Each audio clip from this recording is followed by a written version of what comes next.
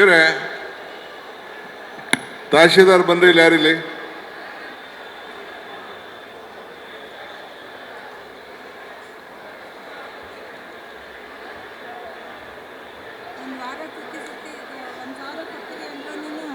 ಇಲ್ಲಮ್ಮ 3,500-4,000 ಆಗುತ್ತೆ ಅಂತ ಕೇಳ್ತಾರೆ. ನೋಡ್ರಿ, ನೀನು ತಹಶೀಲ್ದಾರ್ ಇಲ್ಲಿ ಈ ಬನಶಂಕರಿ ಯಾವ ತಹಶೀಲ್ದಾರ್? ಡಿ ಸಿ ಅವರೇ ಕರೀರಿ ತಹಶೀಲ್ದಾರ್ನ, ಎ ಸಿನ.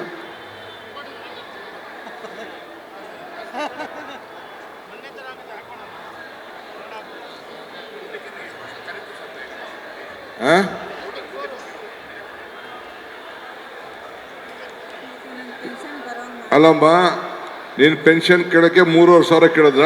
ಯಾರನ್ನೋ ರಮೇಶು ಯಾರೋ ಗೇಟಲ್ಲಿ ಇದ್ರು, ಅವ್ನು ಕೇಳ್ದ. ಆಮೇಲೆ ಒಳಗಡೆ ಹೋಗಿದ್ದಕ್ಕೆ ಇವತ್ತು ಬಾ ನಾಳೆ ಬಾ, ಒಂದು ತಿಂಗಳಿಂದ ಯಾರವರು?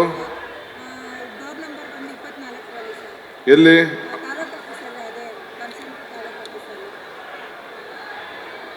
ತಾಲೂಕ್ ಆಫೀಸು ಬನಶಂಕರಿ ನಂಬರ್ 24 ಒಳಗಡೆ ಕೂತಿರ್ತಾನ? ಕೂತಿದ್ರು ಸರ್. ಇವತ್ತು ಬನ್ನಿ ನಾಳೆ ಬನ್ನಿ ಅಂತಾರೆ. ಗೇಟಲ್ಲಿ ಮಾಡೋರು ತುಂಬಾ ಜನ ಇದ್ದಾರೆ. 3,000 ಕೊಡಿ 4,000 ಕೊಡಿ ಮಾಡ್ಕೊಡ್ತೀವಿ ಅಂತ ಹೇಳ್ತಾರೆ.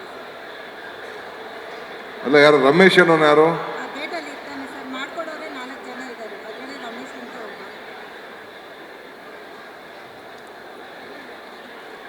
ಮಂಜು, ರಮೇಶ್ ಆ ಥರ ಇದ್ದಾರೆ. ಬೊಮ್ಮಲ್ಲಿ